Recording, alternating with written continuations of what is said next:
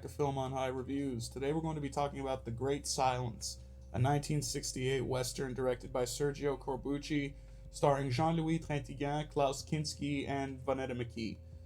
This is a film about a mysterious, mute, black-clothed gunslinger who protects a small community of kind of misunderstood bandits who are being kind of systematically screwed over and hunted down from bounty hunters who kill and murder them indiscriminately for profit. So he's a bit of kind of a Robin Hood figure standing up in the face of the oppressed, and he specifically kind of gets drawn into a conflict with a bounty hunter named Loco, played by Klaus Kinski, and that's kind of, it leads to a pretty epic showdown. So the best way I could describe this film as the ultimate anti-Western. It subverts a lot of common tropes that were around for Westerns at the time. Like, a lot of Westerns, spaghetti Westerns, like the Clint Eastwood ones with Sergio Leone, had a hero who didn't really talk much. In this film, the hero is literally mute. He can't speak. He carries a Mauser automatic pistol instead of a traditional six-shooter.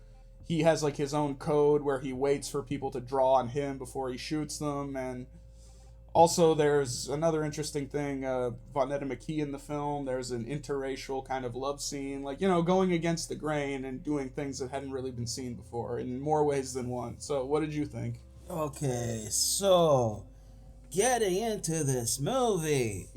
Honestly, this movie was something else. It was dark. Oh yeah.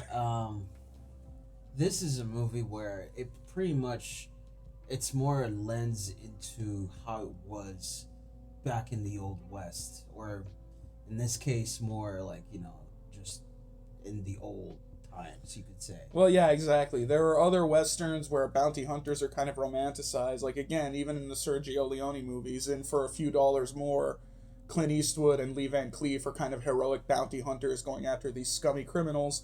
But in this film, they kind of flip that with, no, the bounty hunters are the bad guys. They're just hunting these guys down. And there's also, like, kind of the administrator, the kind of guy in the town, the rich guy. He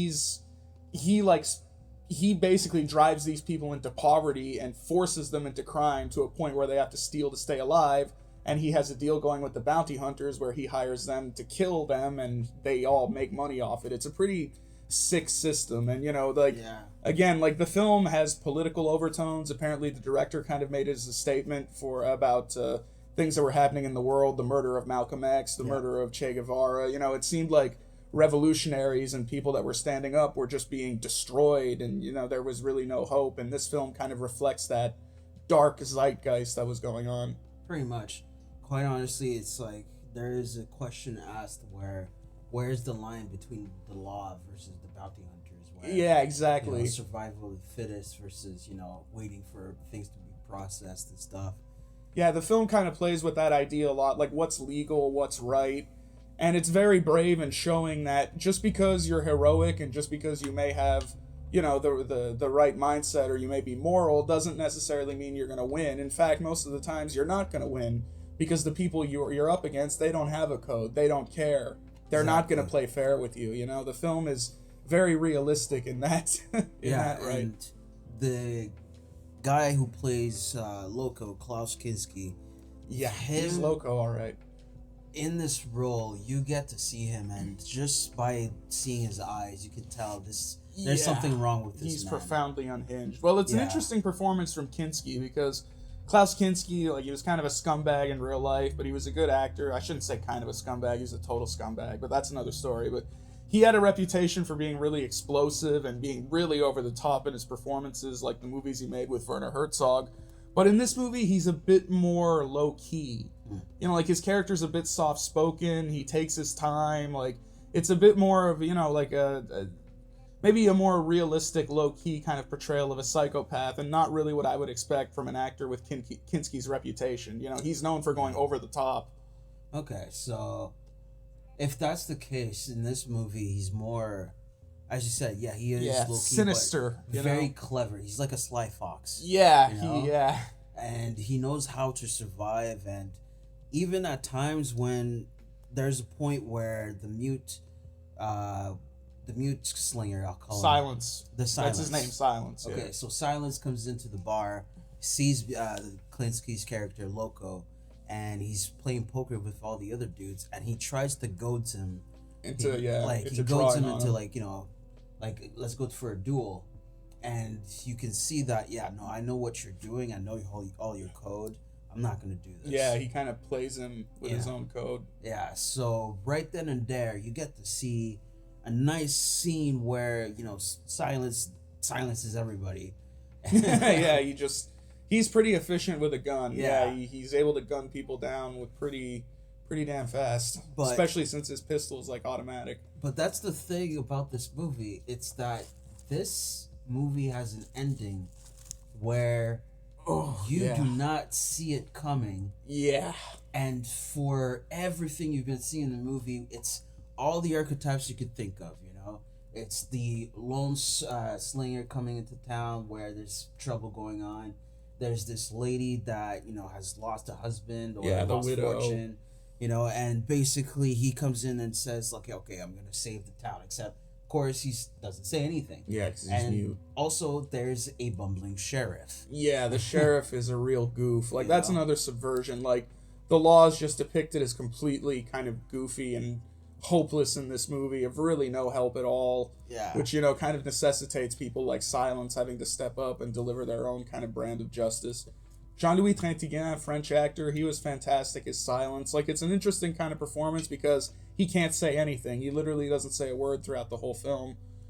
And he was able to get a lot across just through presence and, expression. It was a good performance. It could easily be flat, but I think he sold it without going too far over the top. Very subtle. I agree with that. He's pretty much a stoic type of character, and the way, he does know how to write. He's not like a dumbass or anything. He knows how to interact with other people, but when you see him in the scenes, specifically where he's doing standoffs or something like that, there is this type of thing that goes on where it's like everybody's just like cowering in a sense almost. And well, you can see that he's very calculating. Exactly. He picks his targets. And the thing that he does to people to kind of leave his mark, you could say, it's he just he doesn't kill all the people he's up against. Sometimes he shoots their thumbs off to prevent them from ever using a gun again. And that comes up later into the movie. It does. It kind of becomes significant later in the film. Yeah, so... But fantastic performance in Trintignant. He passed away a few days ago, so I thought this would be a good movie to watch in tribute.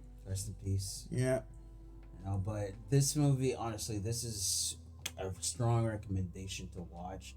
It is an old school movie. It's about an hour and 45 minutes. Yeah, it's a bit dated. Like, there are some scenes that go on a bit too long. Scenes where there's too much, like, horse riding. They could have trimmed that down a bit. But you can tell just, like, in terms of atmosphere and in terms of the way it was shot, it was a big influence on other Westerns that are also set in kind of wintry climates and have a bit more ambiguous morality. Like Quentin Tarantino's The Hateful Eight, or Andrew Dominik's The Assassination of Jesse James by the coward Robert Ford, or Robert Altman's McCabe and Mrs. Miller.